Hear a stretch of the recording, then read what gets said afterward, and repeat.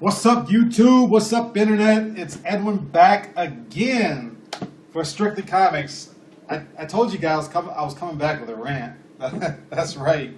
I got a chip on my shoulder, and I'm taking it off, and I'm giving it to you. Alright, so I got a package in the mail yesterday. Didn't open it up till maybe an hour ago. And I knew what it was. It is another copy of New Mutants Annual number 2. And if you guys don't know what that is, it is the first U.S. appearance of Psylocke. And the reason why I didn't do an unboxing is because I had actually done an unboxing in one of my earlier videos with the same book. And I just wasn't going to do another one.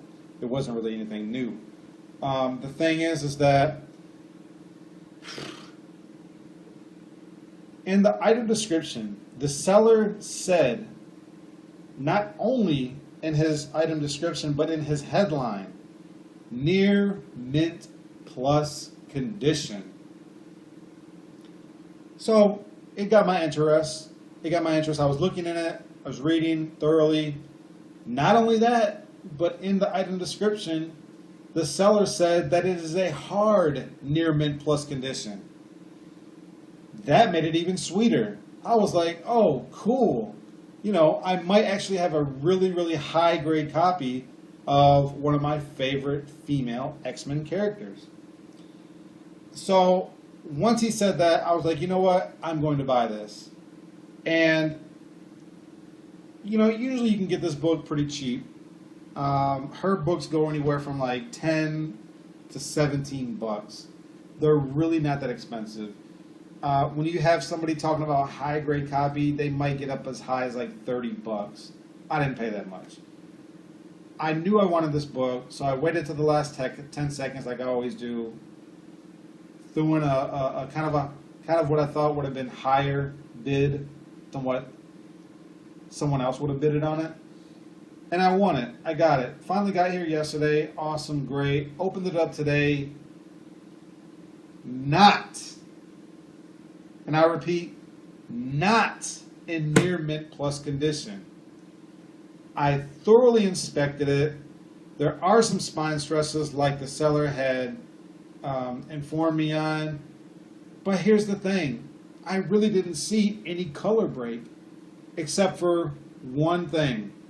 I flipped over the back of it. On the bottom right-hand corner, there was a crease. A very, very small crease in the corner, which shows color break. The crease is probably 1/4 of an inch, 1/8 of an inch wide. It's really not that big. My point is if you read Overstreet Price Guide, and I'm pretty sure this is what it says. Don't take me at my word, but I'm pretty sure. And if you guys who are experts in grading and you have your Bibles, your Overstreet, your comic book Bibles, you know what I'm talking about. It specifically states that a book cannot be in near mint condition if it has a crease. This one has a crease. So not only is it not a 9.6, but it might not even be 9.0. It may be, it might be like 9.2 best.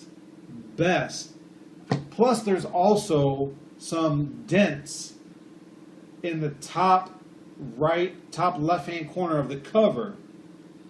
And I'm like, you know, so I hit the guy back and I'm like, look, this is not in near mint plus condition. He replies back, I've been selling comic books, I've been grading comic books for over 20 years.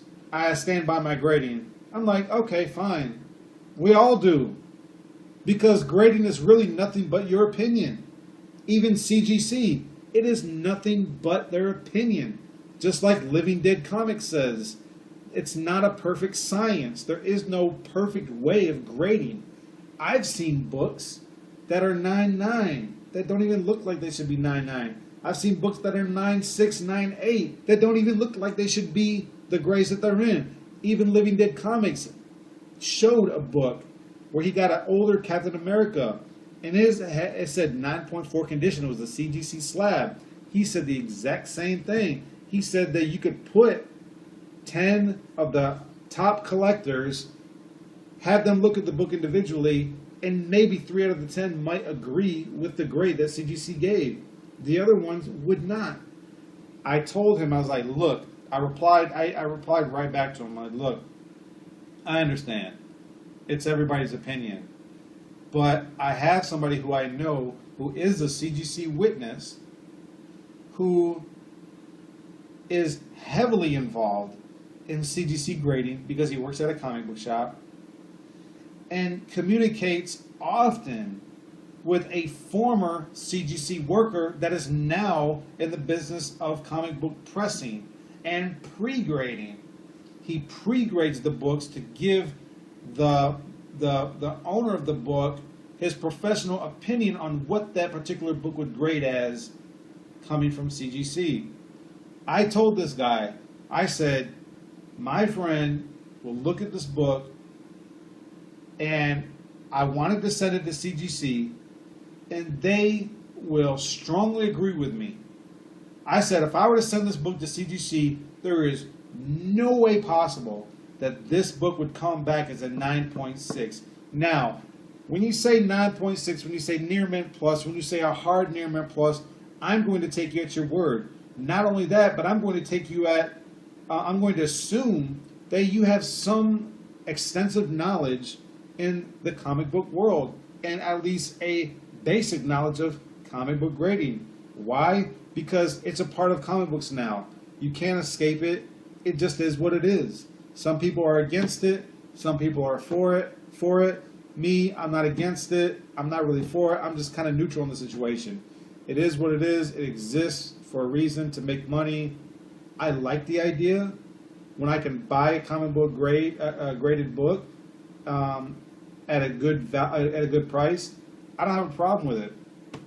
But I'm like, look, dude, this isn't a near mint plus. There is no way on this earth that CGC is going to consider this a near mint plus condition.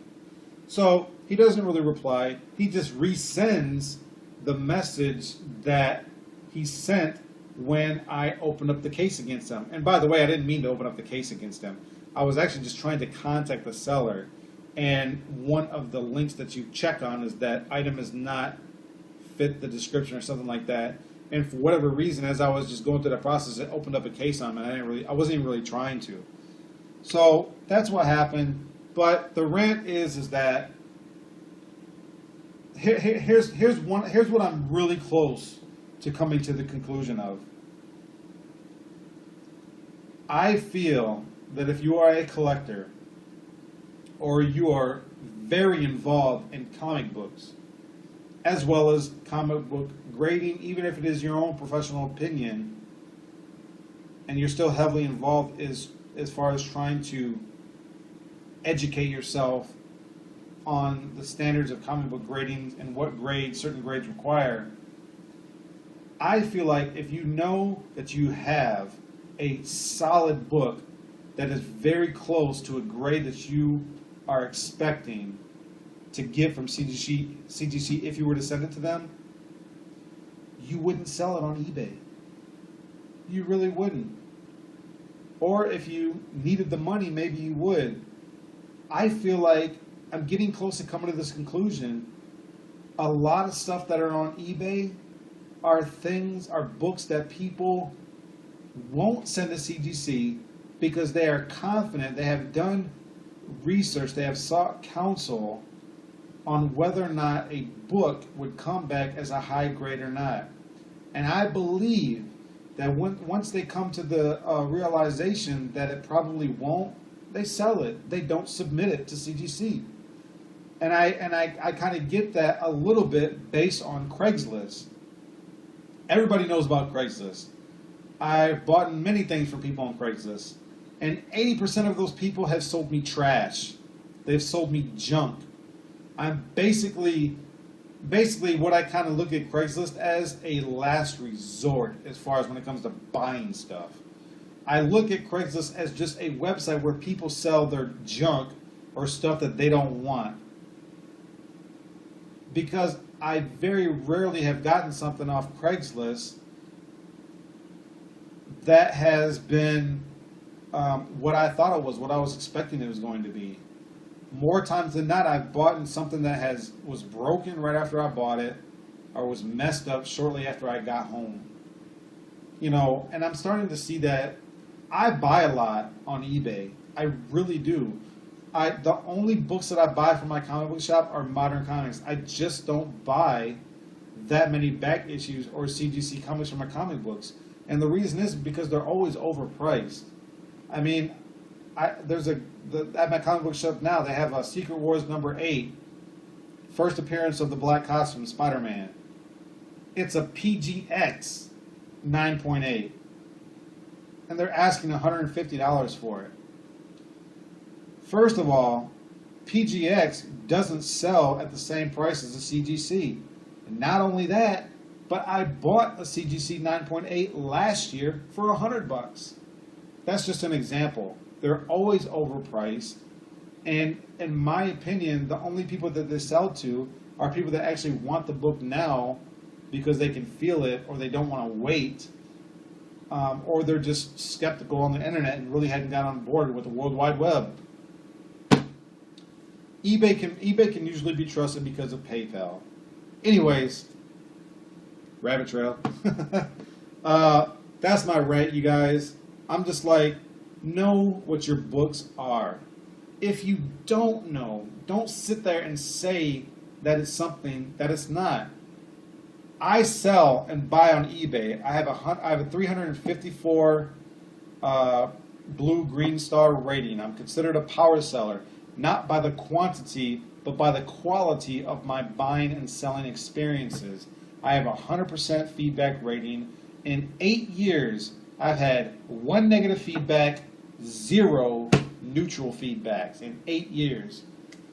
When I sell something, I'm not biased about what I sell. I give my most honest, judgmental, expert opinion.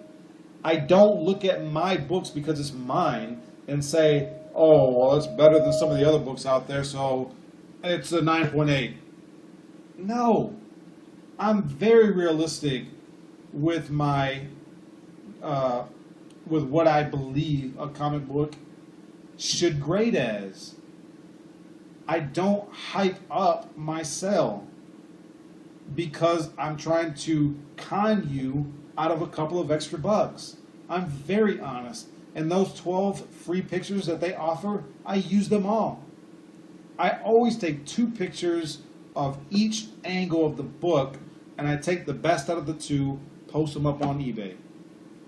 That's how I sell. That's how I maintain a very strong eBay experience and eBay rating, is because I'm honest with people. And I will let people know, I'm like, look, I believe that this is this, but I'm not an expert grader. This is strictly my opinion. And that's what I tell them when I sell. And I've sold books, and I don't recall not a single one that was like, oh, it's not in the grade that you said it was, I want my money back. Never. I've had people that have not given me feedback, but have not commented either, or sent me an email of their disappointment in the grade. And I have had people that have come back and said, oh man, this is an awesome book. Thank you so much. And even after the sale was complete, even after the feedbacks were given, I had received even more comments saying, thank you so much for the experience. This copy is better than the one that I have. Thank you so much, blah, blah, blah. Customer service says a lot. It says a lot. And I think what a lot of eBayers do is they think that, oh, I'm never going to sell to this person again. I'm never going to hear from them back again. You know, it's not like subscribers that you see on YouTube or anything like that, where you can keep track of all the people that are, you know, committed and have loyalty towards you. So that's my rant. It's getting long, you guys. I really need to stop. I had to get this off my chest, man. It's